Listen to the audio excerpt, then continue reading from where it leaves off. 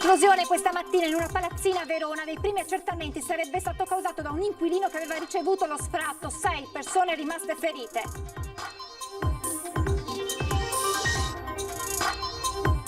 Dal Padovano al Vicentino al Trevigiano aumentano i casi di Covid nelle scuole venete, classi in quarantena e tamponi per alunni e insegnanti. E aumenta il numero di giovanissimi positivi al Covid. I pediatri parlano dell'importanza del vaccino anti-influenzale per facilitare in caso di sintomi la diagnosi differenziata. Scuole Covid, un appello ai genitori arriva dal virologo Fabrizio Pregliasco, oggi intervenuto in diretta. Non falsate i giochi col paracetamolo, avverte i genitori. Al via il processo in tribunale a Vicenza per la vicenda del giovane preso per il collo da un poliziotto lo scorso luglio in centro città, udienza rinviata al 18 dicembre. La storia di uno studente trevigiano che ha deciso di andare a scuola in bicicletta percorrendo ogni giorno 30 km, troppi assembramenti sui bus e io non posso contagiarmi perché vivo con i nonni, spiega. Ultimo fine settimana di sole e clima estivo da martedì, però arriva l'autunno, piogge, temporali e temperature in calo. Buonasera e ben ritrovati con l'edizione regionale dei telegiornali di Antenna 3 che si apre con la cronaca e con la mattinata di paura vissuta in centro a Verona per l'esplosione in una palazzina. 6 le persone rimaste ferite, una di queste in modo grave. Dai primi accertamenti sarebbe stato l'incendio che poi ha provocato l'esplosione, sarebbe stato provocato da un inquilino che aveva ricevuto lo sfratto. La cronaca della giornata nel nostro servizio d'apertura. Un boato fortissimo sentito in tutto il quartiere, poi le fiamme, le finestre andate in frantumi e la paura degli inquilini che sono fuggiti. L'esplosione è avvenuta intorno alle 8 in via San Giovanni in Valle. Sul posto la polizia locale, i carabinieri, diverse squadre dei vigili del fuoco e gli uomini del SUEM. 6 persone sono rimaste ferite, una in maniera grave con il 70% di ustioni nel corpo, un'altra è rimasta intossicata perché era a letto con una gamba fratturata ed è stata salvata dai pompieri e trasportata all'ospedale. Altri 4 inquilini sono stati medicati sul posto. Tra i primi ad arrivare il sindaco di Verona, Federico Sboarina. L'esplosione è venuta al piano terra. Sto chiedendo tutti gli approfondimenti, tutte le relazioni rispetto ad una situazione ambientale che era oggettivamente un po' critica, con la presenza al piano terra esattamente dove sarebbe avvenuta l'esplosione, perché ci sono le verifiche, le indagini in corso delle cause dell'esplosione. C'era stata una persona con problemi psichiatrici molto rilevanti. Sarebbe stato lui, colpito dallo sfratto, ad innescare l'esplosione. Tra l'altro, questa era una situazione conosciuta. Più volte erano arrivate delle segnalazioni. Intanto la precisazione, noi non avevamo servizi attivi nei confronti di questa persona dal 2016. Allora le segnalazioni erano pervenute e sono state inoltrate a chi aveva in carico la persona. Sono state fatte parecchie riunioni, parecchi incontri per segnalare all'autorità competente le cose che non andavano più bene. L'amministrazione si era offerta di avviare una trattativa per il cambio alloggio, trattativa che non era andata a buon fine. 4 gli appartamenti ora inagibili, le famiglie sono state già sistemate in altri alloggi, fra loro anche una signora anziana. Abbiamo chiesto la disponibilità a Piopra Ciccarelli che ce l'ha confermata, eventualmente per passare attraverso un periodo di convalescenza o di ripresa, perché immagino che la signora sia rimasta scioccata ovviamente da una situazione del genere. Apriamo adesso la pagina relativa all'emergenza Covid. Aumentano i casi di bambini positivi nelle scuole venete. Iniziamo dal Padovano. Al momento sono risultati negativi, tamponi effettuati ai compagni di classe, agli insegnanti dell'alunno della scuola media Giotto, risultato positivo appunto al coronavirus. 7 insegnanti, tutti negativi, 23 bambini negativi al tampone rapido, uno invece è risultato dubbio ed è stato eseguito il tampone classico nasofaringeo, il cui esito è previsto nelle prossime ore. Altri 2 alunni invece sono in attesa di conoscere il risultato perché hanno eseguito lo screening in una sede non dell'USL Euganea. Sono stati resi noti i risultati dei tamponi effettuati agli insegnanti e ai compagni di classe dell'alunno della scuola media Giotto di Padova, risultato positivo al coronavirus. Il primo caso di Covid nelle scuole in città è stato confermato dopo 3 giorni dal ritorno in classe dei ragazzi. Subito sono scattate le procedure previste dal protocollo messo a punto per fronteggiare l'emergenza sanitaria. I compagni di classe e gli insegnanti rimarranno comunque in isolamento fino al 27 di settembre. L'avviso è stato pubblicato nel sito internet della scuola con tutte le indicazioni per la quarantena fornite dalla responsabile dell'ufficio di prevenzione dell'USL Euganea. Tutto è cominciato il primo giorno di scuola. Al ritorno a casa l'alunno di terza media aveva la febbre alta e non stava bene. Il pediatra ha prescritto subito il tampone. L'esito è arrivato nel pomeriggio del 17 settembre, positivo. La dirigente scolastica della scuola media Giotto ha attivato il protocollo insieme all'USL. L'orario delle lezioni è stato ridotto e in alcuni casi sostituito dalla didattica a distanza. Il Covid colpisce anche le scuole del Vicentino, primo caso di un'alunna positiva in una scuola elementare del comune di Cornedo Vicentino. Positiva il Covid-19, è una ragazzina della scuola elementare della frazione di Spagnago dell'istituto comprensivo Crosara di Cornedo Vicentino. La piccola accusava dalla mattina alcuni sintomi che hanno fatto preoccupare la mamma, che non l'ha mandata a scuola ed ha avvisato il pediatra che ha predisposto per l'effettuazione del tampone. L'esito della sua positività è arrivato in serata e l'USL ha provveduto ad avvisare il sindaco di Cornedo. Sono scattati immediatamente i protocolli sanitari dell'USL messi in atto dalla scuola, che prevedono la quarantena fiduciaria per la classe, per i bambini e per le loro famiglie, fino all'esito dei tamponi che avverranno in questi giorni. Immediatamente la direzione dell'istituto e il nucleo operativo Covid del SISP, Servizio Igiene e Sanità Pubblica dell'USL 8, hanno provveduto a tracciare e a chiamare i contatti stretti della bambina all'interno della scuola. Si tratta complessivamente di 16 alunni e 2 insegnanti, oltre naturalmente i familiari della bambina, che sono stati sottoposti a tampone e che attualmente sono in isolamento fiduciario per 14 giorni dall'ultimo incontro con la piccola. La classe in questione è stata dunque chiusa, mentre nella giornata di oggi le altre sezioni della scuola elementare hanno continuato a svolgere la loro attività didattica. La scuola comunque da domani è chiusa fino al 22 settembre per i seggi elettorali e ripartirà regolarmente proprio il 22 settembre. Il sistema messo a punto seguendo le linee guida regionali ha dunque dimostrato di essere efficace e fondamentale la collaborazione con i pediatri di libera scelta e l'attenzione e la pronta risposta dell'istituto e dell'amministrazione comunale. E intanto c'è un nuovo caso di Covid positivo anche in un'altra scuola materna della Marca Trevigiana, un bimbo risultato appunto positivo e una sessantina di piccoli alunni di questa materna sono ora in isolamento in attesa del tampone. Sempre dalla Marca Trevigiana arrivano degli aggiornamenti anche per quanto riguarda i tamponi che vengono periodicamente eseguiti all'interno delle RSA. Ebbene, 5 ospiti sono risultati positivi, 3 in una casa di cura di Vidor e 2 in un'altra di Possagno. Abbiamo quel piccolo focolaio che nasce a Fontane di Villorba, quel bambino positivo alla scuola materna che poi ovviamente, siccome i bambini tra loro giocavano, siamo costretti a isolare 60 bambini sostanzialmente. 3 classi ora a casa in attesa che i piccoli vengano sottoposti al tampone. È il nuovo fronte che si apre nella Marca Trevigiana a pochi giorni dall'avvio dell'anno scolastico. Quella di Fontane di Villorba è la terza scuola dell'infanzia che si trova a dover fare i conti con il Covid dopo il caso nell'asilo di Cimadolmo e quello di una bambina di 5 anni trovata positiva. Questa mattina compagni e maestre della materna della Solano frequentata dalla bambina sono stati sottoposti a tampone. Quanto sta accadendo nelle scuole ha spinto il direttore generale Benazzi a scrivere alla dirigente scolastica provinciale per poter mettere in campo, laddove necessario, una squadra di pronto intervento che possa effettuare tamponi rapidi sui ragazzi venuti in contatto con un caso sospetto. La dottoressa Sardella mi è parso che dalla telefonata che ho avuto, d'accordo. Ho inviato questa lettera, adesso lei deve fare questo passaggio perché noi abbiamo bisogno dell'autorizzazione dei genitori. Altro fronte caldo quello aziendale, con un nuovo cluster in una ditta del Solighese. Un dipendente tornato dalle ferie in area a rischio dalla Spagna ha contagiato evidentemente altri colleghi e quindi anche lì abbiamo nucleato il gruppo che ha avuto contatti con questa persona e la cosa sembra sia limitata a questi. Domani invece saranno eseguiti nuovi tamponi nel reparto di medicina dell'ospedale di Castelfranco, dove nei giorni scorsi è stata riscontrata la positività in 3 pazienti tempestivamente isolati e trasferiti a Vittorio Veneto. Abbiamo 6, anzi 7 operatori oggi messi in quarantena operatori della medicina.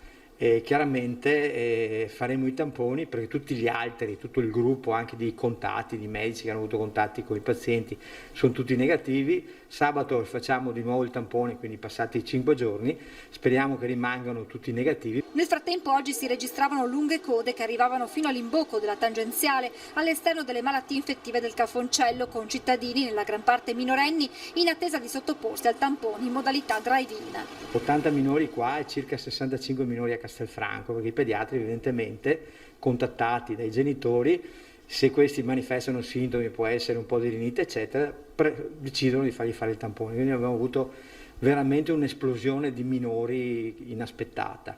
Da martedì sarà attivo l'accesso drive-in nell'area dell'ex dogana, dove faremo proprio una corsia privilegiata solo per i minori, di modo che gli adulti faranno il loro percorso e ci sarà un gruppo di nostri collaboratori che farà i tamponi solo ai minori. E a proposito di scuola e Covid, un appello ai genitori arriva dal virologo Fabrizio Pregliasco, che oggi è intervenuto nel corso della nostra diretta. Non falsate i giochi, dice, con il paracetamolo. Anche nel passato non bisognava portare i ragazzi a scuola, spesso si rimpinzavano di paracetamolo e li si spediva a scuola. Mi rendo conto un genitore in una situazione, diciamo, d'emergenza all'ultimo momento cosa comporta in termini di difficoltà rispetto agli impegni lavorativi e gli appuntamenti già presi. Però ovviamente questo sarebbe un qualcosa di assolutamente necessario, comunque lo diventa di più in un anno del coronavirus. Sconsigliato quindi falsare i giochi nell'anno del coronavirus per uno dei maggiori virologi italiani, Fabrizio Pregliasco, che così si rivolge ai genitori alle prese con febbriciattole e nasi che colano. Certo, a fare la differenza dovranno essere soprattutto i pediatri. Io credo che ci sarà anche uno sforzo non da poco da parte dei pediatri per poter anche fare una valutazione clinica, perché giustamente, come avete detto, un po' di naso chiuso, naso che cola non è tipico nel bambino del Covid ed è invece tipicissimo, diciamo, in termini di frequenza delle forme simili influenzali. E un aiuto dovrà arrivare inevitabilmente da un ricorso maggiore alla vaccinazione contro l'influenza stagionale. Però davvero quest'anno è importante la vaccinazione, perché l'influenza ha i suoi guai, perché possono esserci coinfezioni, virus influenzale e coronavirus, e non è bello rispetto a possibili rischi di complicanze maggiori, perché ovviamente, l'abbiamo detto, il mix di sintomatologia può far pensare al Covid anche quando non è. Da qui il plauso di Pregliasco all'iniziativa dell'US2 Marca Trevigiana, intenzionata a predisporre delle squadre di pronto intervento anti-Covid per effettuare tamponi direttamente a scuola nell'eventualità di casi sospetti. Assolutamente un'ottima idea, perché l'adesione a questo tipo di test diventa più facile nel momento in cui le cose si fanno semplicemente. E a proposito di vaccino antinfluenzale, sentiamo che cosa ci ha detto la responsabile della pediatria di Padova. Abbiamo fatto una grossa esperienza, abbiamo imparato molto durante i mesi di questa primavera, marzo, aprile, maggio. Abbiamo visto che i bambini si ammalano molto meno rispetto agli adulti e si ammalano in forme meno gravi, pur avendo anche avuto esperienza con casi più gravi, però di bambini con malattie, diciamo, di base precedenti.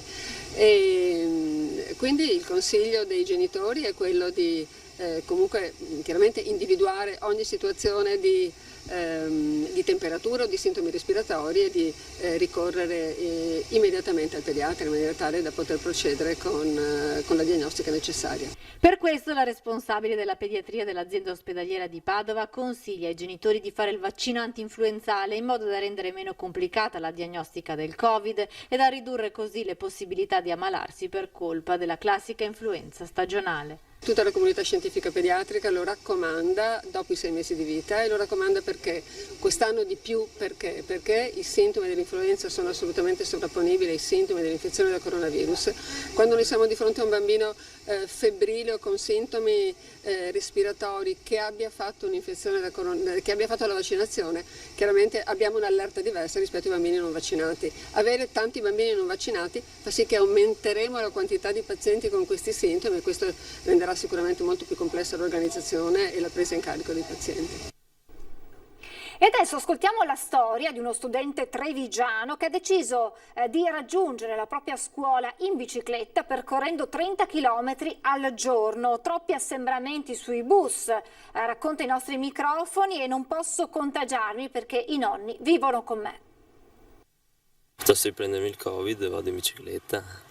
È questa la scelta di Alessandro, che a 16 anni da martedì ha deciso di non prendere più l'autobus per andare a scuola. Una scelta all'apparenza simile a quella di molti altri ragazzi e ragazze e tra l'altro caldeggiata da sindaci e amministratori pubblici, ma in realtà decisamente diversa, considerando che Alessandro parte da Badoere per arrivare al liceo scientifico Da Vinci a Treviso. Più o meno 18 km in andata e altrettanti in ritorno, percorsi pedalando con uno zaino tutt'altro che leggero, in gran parte lungo lo Stiglia, se non altro certamente più sicura della Noalese. La decisione è già dopo il primo giorno di scuola, raggiunta con un bus della MOM. Le navette non hanno distanze di sicurezza, siamo tutti attaccati come in un pollaio, si può dire. La situazione è uguale a 1 anno o 2 anni fa, non è cambiato nulla. Una scelta che però giocoforza finirà con l'arrivo del freddo e delle brutte giornate. Poi è impossibile e quindi sono costretto a prendere le corriere, anche se la situazione è molto difficile. Per questo papà Antonio ha chiamato Antenna 3 per sollevare il problema assembramenti, perché la sua famiglia non può permettersi un possibile contagio, considerando in particolare che Alessandro ha contatti quotidiani con gli anziani nonni.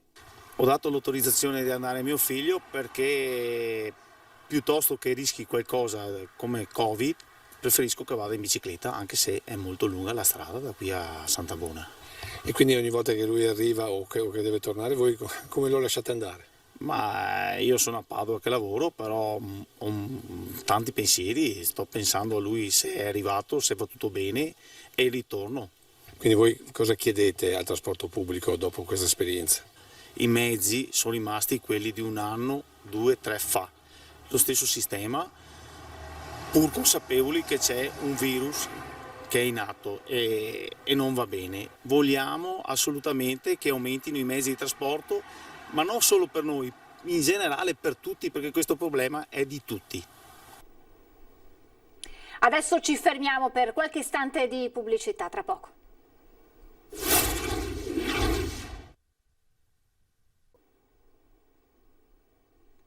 Rieccoci in diretta alla cronaca in questa seconda parte di telegiornale con la vicenda del giovane preso per il collo da un poliziotto in piazza Castello a Vicenza, prima udienza oggi in tribunale. Aperto e rinviato in tribunale a Vicenza il 18 dicembre il procedimento contro il giovane 21enne cubano che da agosto era balzato agli occhi delle cronache dopo che un video lo ritraeva preso poi al collo da un agente della questura bellica a seguito di un parapiglia con lo stesso poliziotto che gli aveva chiesto a più riprese di identificarsi.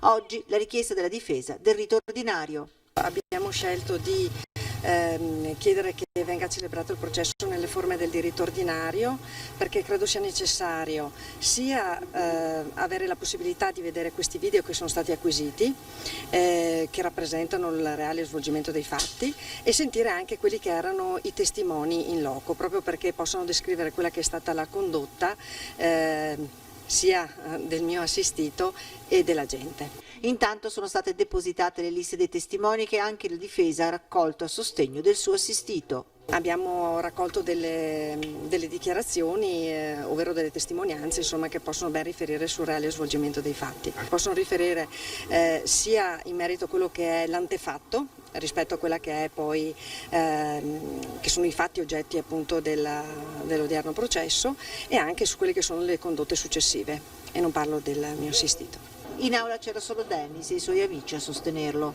La gente che non era presente in aula ha preferito non costituirsi parte civile. Credo sia stata da parte loro la scelta più corretta, non costituirsi parte civile. In chiusura uno sguardo a quelle che saranno le condizioni meteo nel fine settimana ma anche nei prossimi giorni. Il nostro meteorologo, il generale Iannicelli, ci ha fatto sapere che si prevede bel tempo, l'ultimo fine settimana del clima estivo con sole, temperature elevate, temperature invece che subiranno un calo deciso da martedì, quando l'autunno farà la sua comparsa con piogge e temporali. Con questa notizia termina questa edizione dei nostri telegiornali e adesso vi lascio le previsioni del tempo per le prossime ore in Veneto. Grazie per averci seguito, buona serata.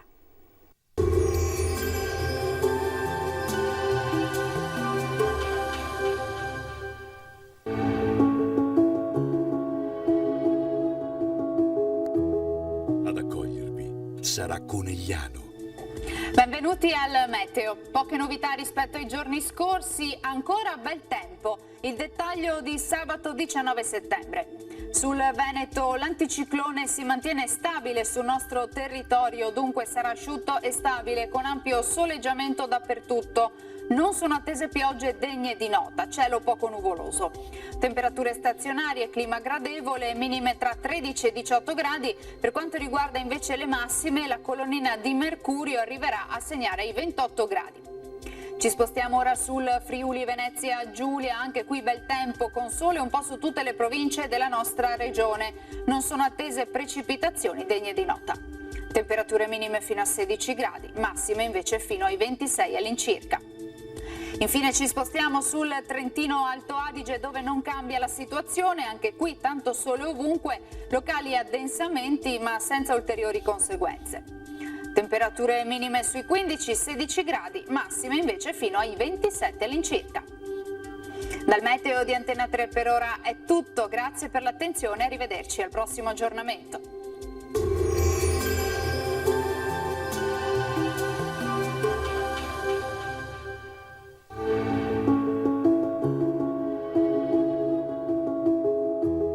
Ad accogliervi sarà Conegliano.